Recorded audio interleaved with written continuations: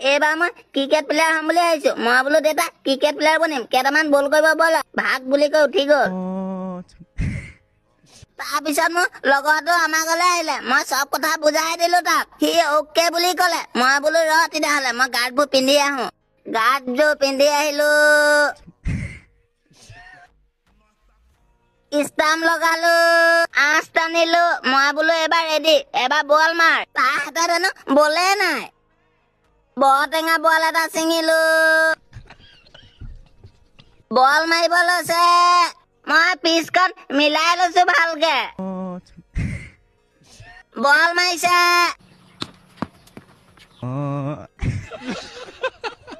মোৰ বুকুত লগা দেখি হাঁহি আছিলে। মই বোলো ধেত তেৰি মাকা,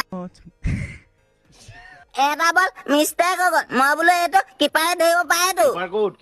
মই বোলো কিপাৰ আছেতো পিছফালে, দেখাই দিম